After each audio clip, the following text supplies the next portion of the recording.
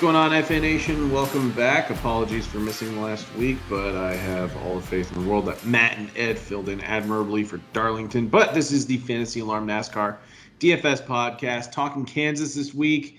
Second to last regular season race for Xfinity, second playoff race for the Cup Series, and coming off of Darlington, a non-playoff driver getting the win in what was an absolutely wild race, pretty rough day for Hendrick Motorsports. Kyle Larson ran both Xfinity and Cup last week. Somehow came back from multiple laps down in both races. Was looking like a promising day for Toyota and JGR, and then engine failure for MTJ and Kyle Busch. Wild race, very odd, very strange. But Eric Jones gets his second career Darlington win, so it was awesome to see that. 17th different winner. I don't know, like there we could do a whole podcast just talking about Darlington and all the storylines that came away from it. Yeah, it was nuts. In Jeff Gluck's poll, it was the number one rated race of the season. I'm not necessarily sure I agree with that, but like in wildness, it was certainly way up there. Yeah. Like Kyle Busch had an absolutely dominating car, right? And then it just went kaput. Like it just started smoking.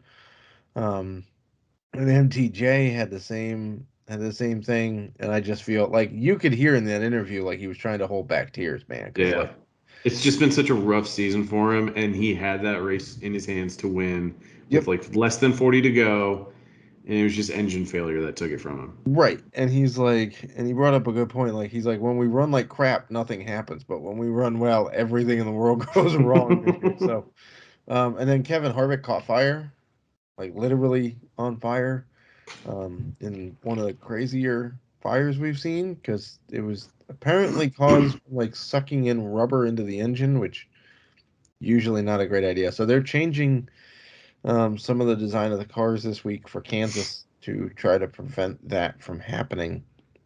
They're turning part of like the rocker panel into steel. There's extra vents to help blow stuff out as well. So it was nuts. Chase Elliott went in with a big old lead and now is like 7th in the standings, I think, something like that. Like it was not a great day there. So we'll see. Kansas is supposed to be tame, but usually chaos reigns when they show up at Kansas because you can put the car anywhere you want to. It's one of the driver's favorite tracks. There's a little bit of tire wear involved. It's just a great track. So we will see what happens for Kansas now that Darlington is behind the drivers and the teams. Still pretty awesome to see. I mean, it sucks that, Eric Jones gets the win, and that's hardly like the most exciting thing that we can talk about. But obviously, awesome to see him win. He was a very friendly price. I'm guessing Richard Petty gave him one. Yeah, Richard Petty gets his hats from a certain place, and he took Eric Jones there to go get a hat. Very nice. Eric Jones posted it on Twitter. Dave Moody is pushing for Eric Jones to wear it for driver intros the rest of the playoffs, so we'll see what happens. All right, so we turn our attention to Kansas. Pretty basic. Well, I won't say basic because you actually can describe this track better than I can, but it's a mile and a half. They'll call it a cookie cutter. We do get, was it 400 laps for this race? 400 miles, so 267 laps. 267. All three series in play this weekend. Yes. Trucks racing Friday night, Xfinity Saturday afternoon, and Cup Sunday afternoon. We are getting the NFL effect finally. The truck series it's ugly for contests. The $4 20 max Chrome Horn is rewarding $600 to first, so you can max enter for $80 and go against 1,700 other people. And if you take it down, you're only winning $600. Not my cup of tea. This is going to be probably a time of year where I'm fading just back to 3 lineups tops for the truck and Xfinity series. I honestly might even just do 1 lineup for Xfinity series. If anyone was in the Discord last week, you heard my frustration with those drivers. I'm fed up losing money on those guys. Sure, it may have been my fault because I was 3 for 3 in terms of exposures with Anthony Alfredo, But if he's not sick and he's not dry heaving, then all three of my line was finishing the green. I said I probably wasn't going to take anything down, but I was confident that my lines would have at least made me money. Enough of my rant. But the coverage will still be there this week at least. Next week, I'm on vacation, but Matt's gonna cover at least one of the races for me. But I guess most of my NASCAR DFS bankroll is going to the Cup Series because they're the only series with meaningful contests still. They're also Trucks has been relatively predictable, but the Cup Series is also, now that the tire issue is out of the way, they've also been relatively predictable. I feel like we've had pretty good reads on, I feel like my read on Darlington was pretty good until cars caught fire, right? Like, I was in for Kevin Harvick for a top 10 finish, all over the place, and he was ninth, and then his car caught fire. Like, just one of those days. So yeah, the contest size will continue to shrink as we get further into NFL season because NFL just eats everything. Just everything fantasy related turns to NFL for the last 4 months of the year, and for good reason. It's the most popular fantasy sport in the world. So, the moneymaker. Content will still be here. We'll still be covering each of the races every week until the championship at Phoenix in early November. And then F1 ends a couple of weeks after that, which we'll still have coverage for that as well. So, Kansas, look, it's not necessarily a cookie cutter mile and a half track. It's got multiple grooves of racing. It's got progressive banking in the corners, which allows for the multiple grooves of racing. They have set up this track so well each of the last 4 or 5 races here that it's produced great races regardless of the um, old car, the next gen car, or tires, or whatever. It's produced some great races. There's passing all over the place. They are running slightly different tires here this week than they did in May. They're running tires that I think were run at Pocono earlier this year, not the Kansas tires that were run here earlier this year. I'm not sure exactly why. I don't know if they were concerned about tire wear from the previous race and didn't want to do it, but I feel like that was mostly caused because the teams were setting the tires too low on PSI, Yeah. right? They were setting them too low, and then by the time they came up to, um, temp and pressure, the damage had been done, and then they blow. So we'll see. I'm not sure it's going to change all that much in the cars, but it is something to make note of for Sunday's race. All right, just want to dive into the player pool, or was there anything else? Oh, what's going on with North Wilkesboro? Is it hosting the All Star race next year? I don't know. All I've seen today confirmed is that they are not uh, putting the. So the plan was in October they were going to host a whole bunch of dirt races, Yeah. right? Because they were going to rip up the old surface, and then because it was ripped up, there's only dirt under it, so they may as well run dirt races on dirt that's already there before they repave, right? But they made an announcement today that they're not hosting the dirt series races and they're not ripping up the old asphalt. So I don't I don't know if they confirmed the All-Star race was gonna be there. That would be awesome. Saw a rumors going around, and I think they have like a big announcement tomorrow, and Dale Jr. is going to be there. A lot of other big names are going to be there as well. So I figured Wouldn't shock me. it would be some kind of announcement with some race coming back. Yeah, so Slapshoes might get his wish. If you don't follow Slapshoes on YouTube, he's a great racing guy to follow. But he came up with I think it was about a year ago, he came up with his ultimate 2022 Cup schedule, and it was crazy. But part of it was you host a midweek, basically all-star race at North Wilkesboro Speedway in between like the Coke 600 and something else because everybody's based in Charlotte. North Wilkesboro is only like 90 minutes up the road, so it's not that bad. So we'll see. Um, it's not going to be the Clash, I can tell you that much, because they've already announced that the Clash is going to be back at the LA Coliseum to start next year, which is going to be awesome. So that would be sweet if the All-Star race was at North Wilkesboro, considering the fact that Texas has hosted the All-Star race 2 years in a row, and Texas stole North Wilkesboro's spot on the schedule. So that'd be a little bit of redemption. Just one more reason to hate Texas. There's a lot of reasons to hate Texas. Anyway, so we'll dive into Kansas. If we look back at the spring race, Toyota's had a hell of a day. Kurt Busch won. Kyle Busch finished third, led 18 laps with 37 fastest laps. He was followed by Denny Hamlin fourth, Christopher Bell fifth, Mark Truex in sixth. And even Bubba, was this one of those races where Bubba worked his way into the top 10 like 3 different times and his pit crew was screwing him?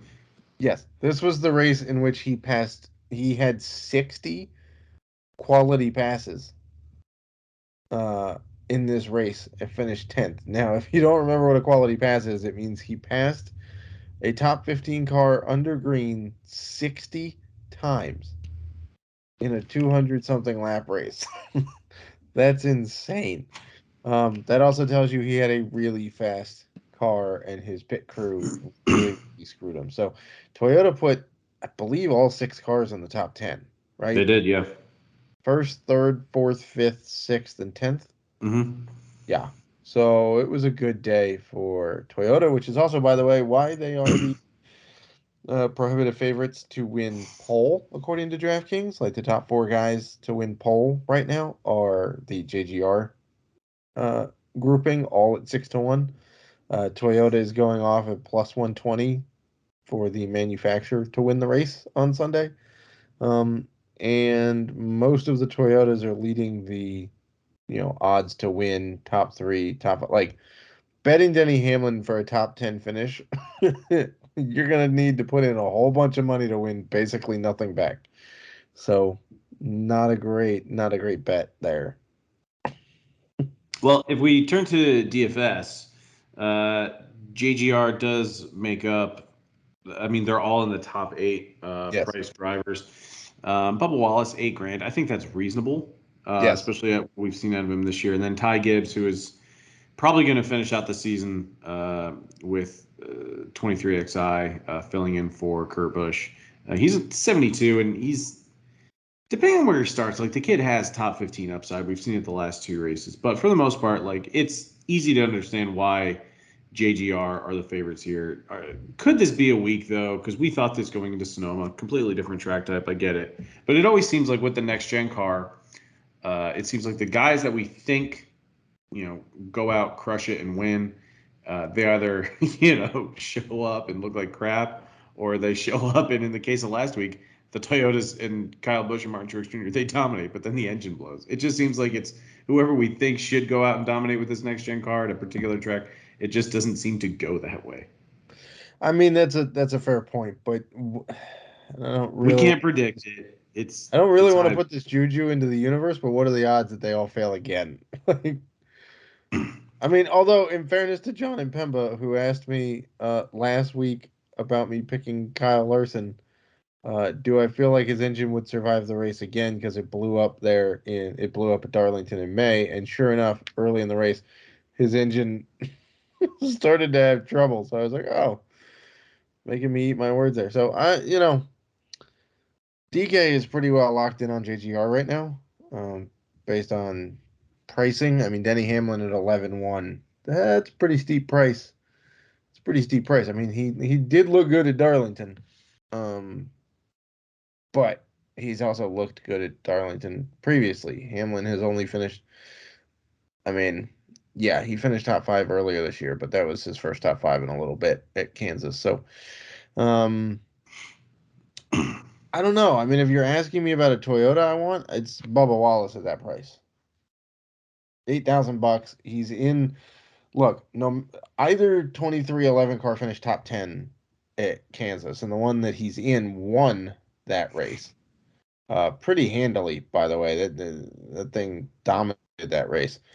He also turned around and had a very good run at Darlington last weekend, which has not been a great track for Bubba Wallace. He had a pretty fast car and just kept it there all night. So that's an intriguing Toyota for me. I feel like for me, Another it's one. got to be Kyle Busch. Like What? I'm kind of with you that the price tag on Hamlin is a little too high, but I'd be okay paying Yeah. 10.9 for Kyle Busch, just knowing that if the setup, because the car was awesome last week for Yes. both him and Truex, I'm going to just continue to put my faith back in them. And Kyle Busch has very strong history here. He finished third here in the spring and collected some Dominator points with a 124 driver rating. Yeah, he had So 37 fastest laps on 18 laps led. So he, as of Wednesday night when we're recording this, he's the one that I want to pay up for. yeah, I would agree. I think look, the run of bad luck that Kyle Busch has had this year is just not sustainable. Like at some point it's got to turn in his favor. And we can sit there and say, well, he's only in the playoffs because Briscoe wrecked out Reddick at Bristol Dirt, and Kyle Busch got there because he wouldn't have been within the points without the win. Okay, but he's been really close to a win like four separate times this year, Hmm. right? Like he won the dirt race, okay, but he had to be in position to capitalize on that. He probably should have won Nashville until he made a stupid decision on pitting. He was great at Gateway and the Coke 600. Right. So like this whole summer swing at similar tracks, he was very, very good. Probably should have won Pocono. So look, and if the tires are the same as Pocono, oh well, okay. He ran very, very well there too. So Hmm. yeah, Kyle Busch and Bubba Wallace are probably the two Toyotas that I want the most right now. Um, just based on I can't make myself pay over 11 grand for Denny Hamlin. After a disastrous week uh, at Darlington for the Chevys, what's the approach this week?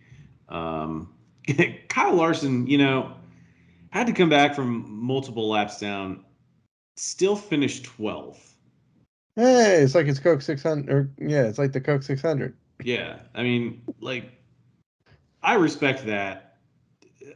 That's just unreal because I mean, if you played him in DFS, and I had a lot of Kyle Larson, he was in the example lineup that I posted in the Discord channel. I was pretty pissed off and disappointed as soon as I saw that he was multiple laps down. But then something in my head clicked. I'm like, well, he was multiple laps down in the Xfinity race, and he still came back onto the lead lap. And sure enough, it happened. And I knew at that point like there weren't enough laps led for him to like truly dominate it. And I was like, maybe he can finish top five. Didn't happen, but still, when you can claw back and still finish 12th after being multiple laps down at a track like Darlington, it's just incredibly impressive. But obviously, they need to focus on the playoffs, and we're just here trying to predict the best DFS plays. Do we I'm think actually a who? big fan of Larson this week. Okay, go on. So if we look back at the last four Kansas races, right? He finished uh he finished second in the spring race here. So he broke up the Toyota chain. And he won this race last year. Okay, so he's finished P1 and P2 in the last two trips to Kansas. Then if you look at his average driver rating in that time, his average driver rating in the last four races here is 128.7. Kevin Harvick is next at 107.4. Okay. In terms of DK points, the average amount of DK points Kyle Larson puts up in a Kansas race in the last four races is 84.2. Kevin Harvick is next, 27 points behind him at 57.2. Jesus. So Larson was fast in the spring here. He was fast last week, despite the hangups. Um, he's over this last stretch. I would say he's kind of been consistently fast, just not like in a position to dominate. Because still, the most laps he's led in a race all season is the 51 he led at the Coke 600 in the second half of that race. But I will say that he ran very, very well here in the spring.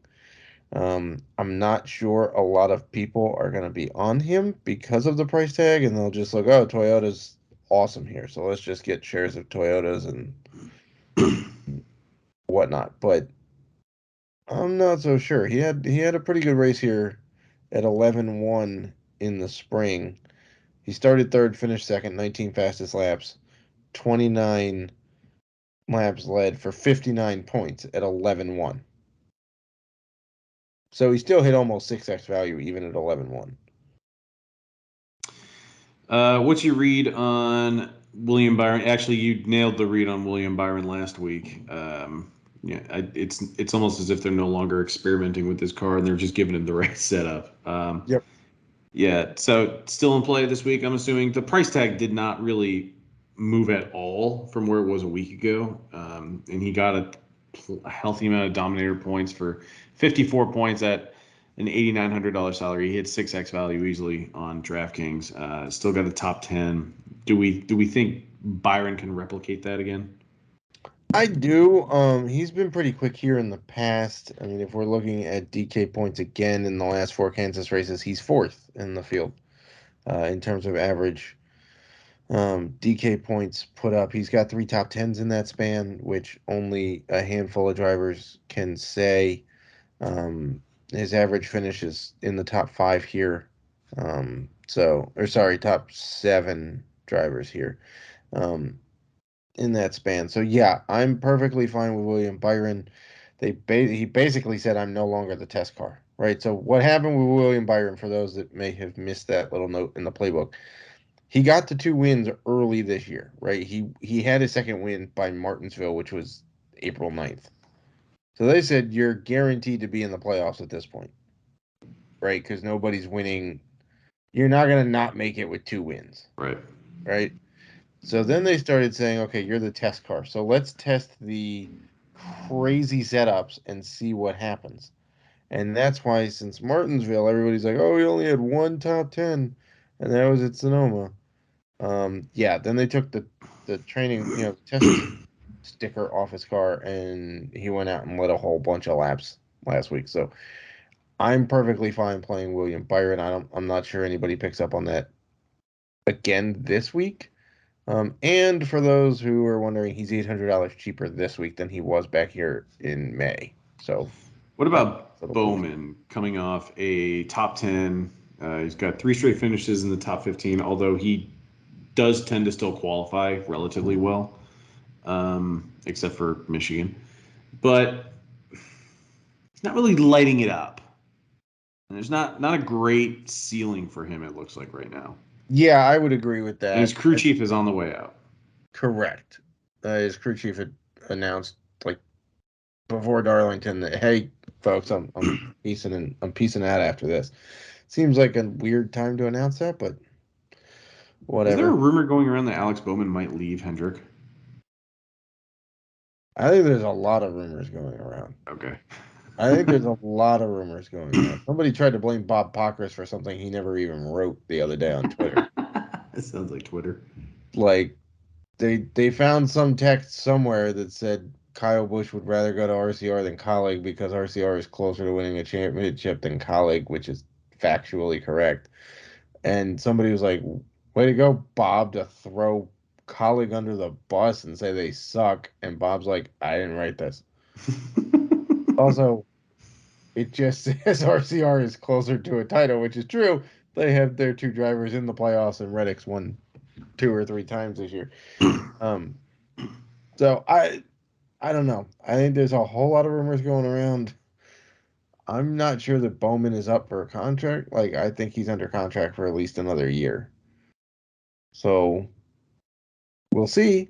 It's possible, but I don't know who Hendrick would replace him with right off the bat if he left. All right, we can turn our attention to Penske though, because Joey Logano does have 5 top 6 finishes in his last 6 races. Egg on my face. I had him in some GPP builds last week. I did not have him as a cash game play, but he did lead a good amount of early laps led. And if he didn't have a slow pit, probably could have collected more Dominator points as well. But still at 9,800, he went out and put up 64 points on DraftKings, and DraftKings rewarded him by dropping his price tag $500.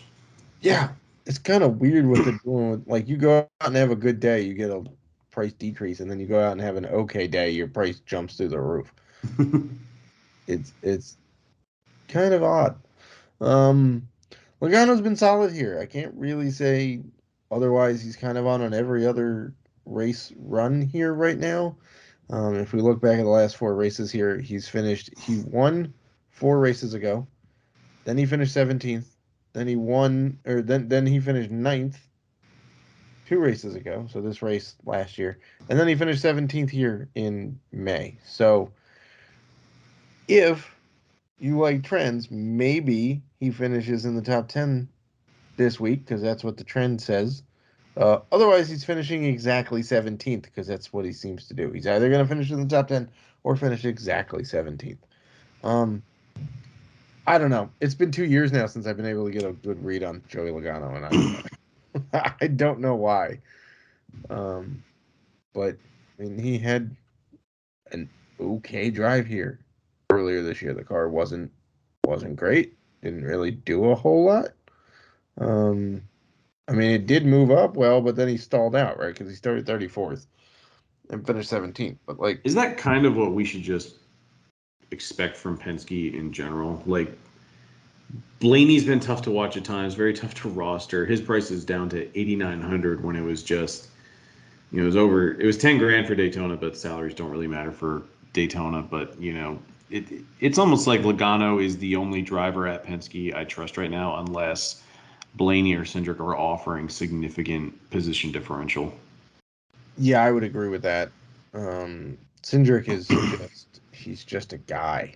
Like, he won the Daytona 500. Congrats. But like, the list of freakish winners of the Daytona 500 is pretty long. Since then, he hasn't really done a whole. I mean, he got hot some point in the summer. But like, outside of that, he hasn't really done a whole heck of a lot. He ran okay here in the spring. Went back about 7 spots. Not great. I mean, Blaney's run well here, right? But you can say that about basically every track for Ryan Blaney, except for Darlington. He just doesn't have the results. So, like, I don't know what to do with Blaney at this point. And I know Rouse is like gonna have a seizure, but Rouse will play him until he dies. I mean, yeah, I mean, he was 9,100 here in May and put up 31 points. So, You need really. Well, you don't need win equity, but I don't know. Like anything less than like even 35 points at a $9,100 price tag, like that's probably okay for cash, but that's not taking anything down in a GPP by any means. Like No. he's a tough guy to read right now. Yes. I want to go back up to the top because Ross Chastain is still priced at $10,000. Yeah. No. He's had a very rough go of it since basically the last almost 2 months. Yes. He only has 2 top 20 finishes, one coming last week. He did have 49 fastest laps last week. What? That's according to DraftKings. Oh my God. He led one lap. Hold on. How do you go backwards 8 spots and put up almost 50 fastest laps? I'm guessing it's because maybe pit cycle, he was still back in the field, but still clicking off fast Maybe. laps on That's fresh tires. okay, but he put up 49 fastest laps and still only put up 37 points. Yeah. Like, I don't know. I don't really want any parts of Ross Chastain right now. I see. I have at least had 20% exposure to him each of the last 6 races or so, and those lineups have not done very well. But it's like the ownership is just gradually ticking down with each race. Well, right. So For your good strategy reason, I is get always it. to get He just leverage. hasn't been great. Like, you always want leverage on the field, which I do. I can understand. But at 10,000, I need more than just leverage, man. Like, I need points and leverage, and he's not giving me the thing that helps me win money right now. So, like, we're coming up on NFL, right? And everybody's gonna play the Millie Maker the first week, and it's gonna be like, oh, if I roster this $3,000 dude, I get leverage. Okay, but he probably isn't gonna score. So, like, what does leverage matter if they don't put up points? And Chastain isn't isn't doing that right now. He's just not. And Kansas, I know this is the best equipment he's been in his entire career, and Kansas has been an okay track for him. But in the last 3 races here, he's finished 14th, 13th, and 7th. And he started 24th, 24th, and 11th. So, like, it's not like massive PD upside. And he's not leading laps starting far back. So, I don't know. I mean, he put up 43 points at 9.7 in May. Again, that doesn't really do much, though. Still doesn't even hit 5X. Yeah. And he started 11th, finished 7th, 3 fastest laps, 4 laps led. Did Trackhouse maybe peak too soon?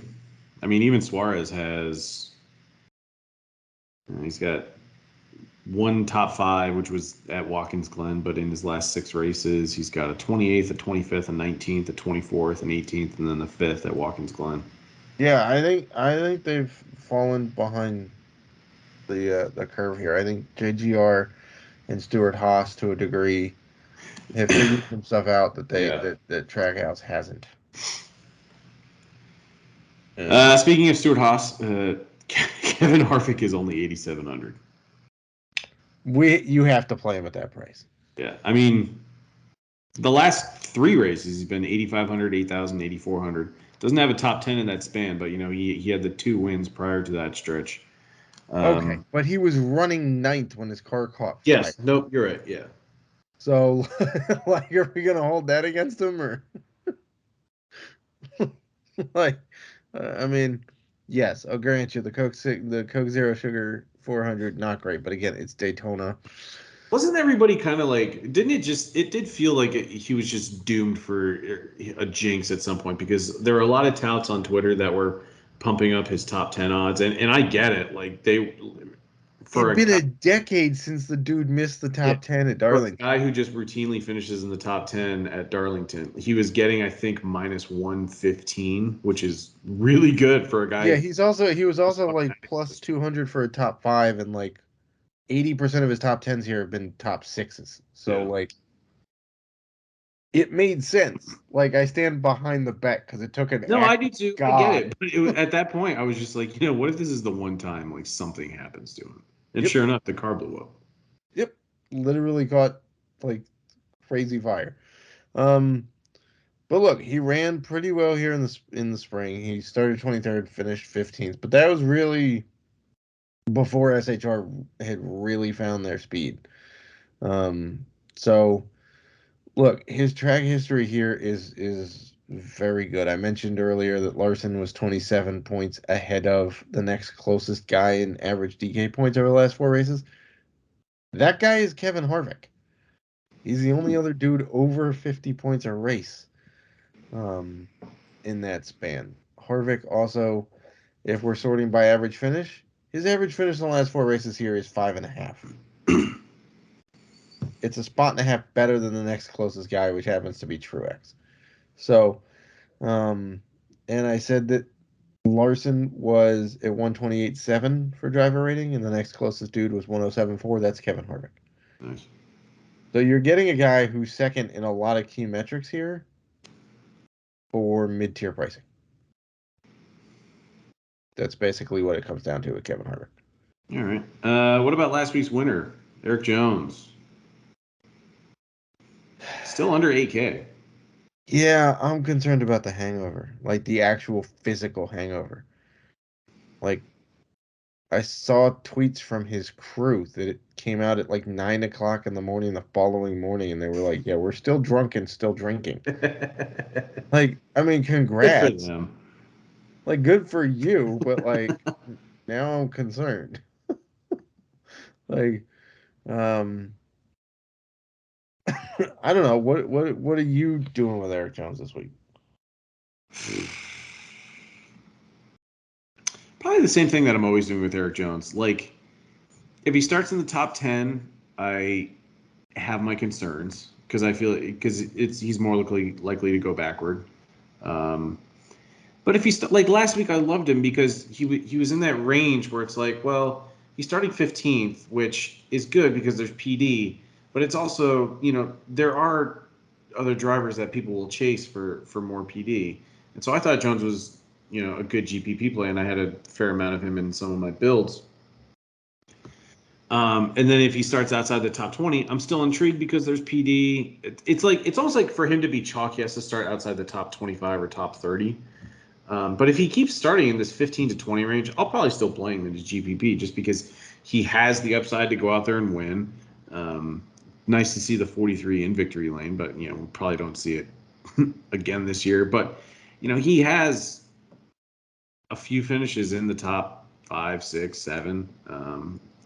So, I mean, if he's offering a little bit of PD and he still has that upside as a guy who's going to be under 15% out, I'm always going to play him.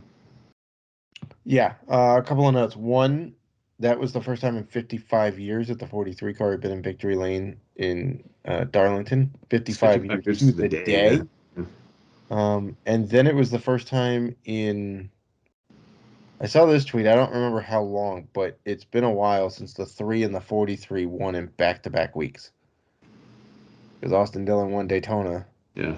And then Eric Jones won Darlington. So that was pretty cool. I will say that Kansas is not a great track for Eric Jones. In the last 4 races, he's finished no better than 20th.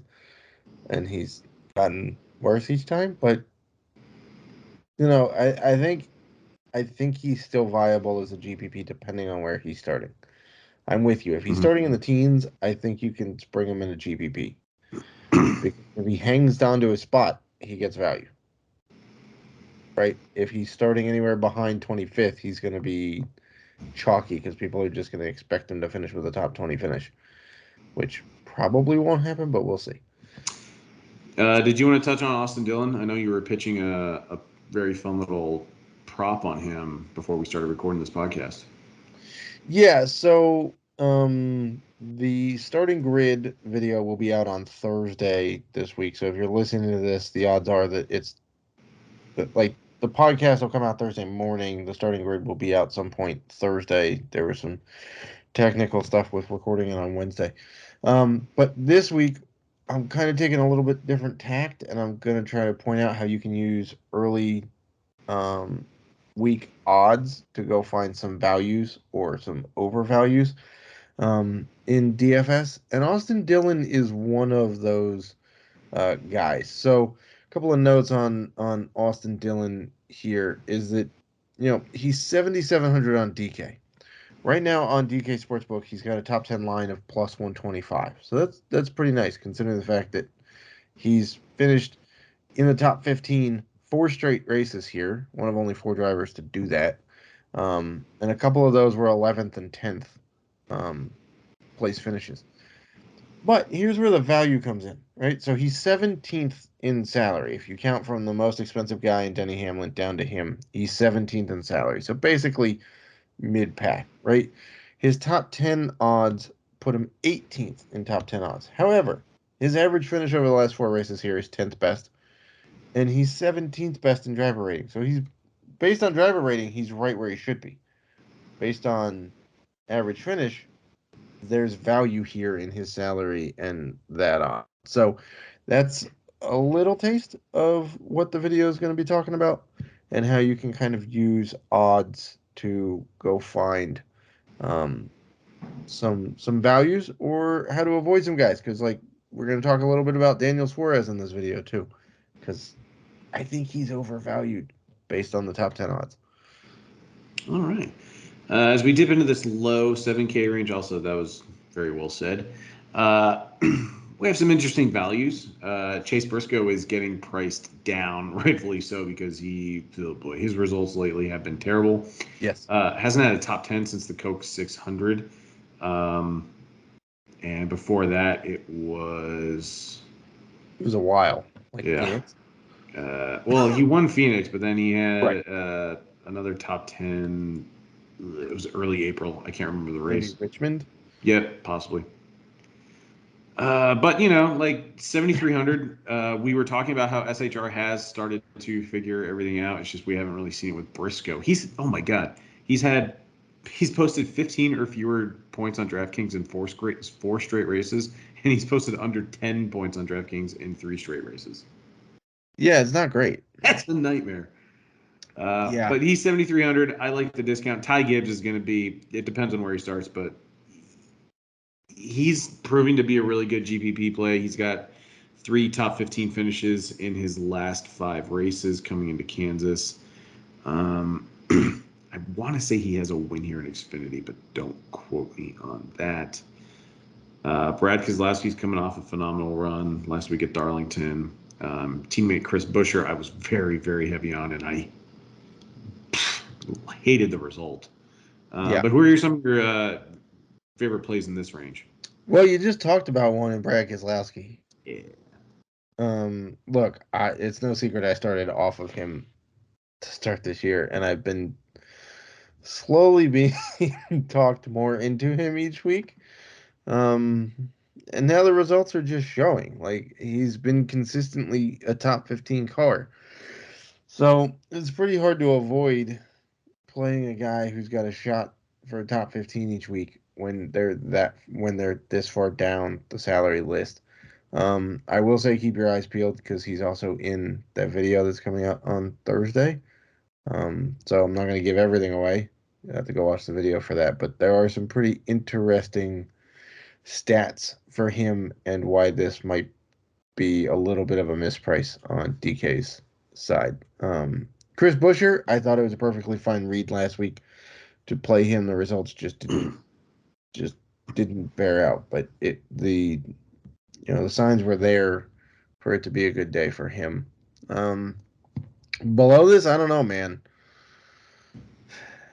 Look, I don't know. We could go with our old tried and true dudes like Gilliland and Burton, but like look, everybody knows that those are the cheap plays. So, Well, what about Cole Custer?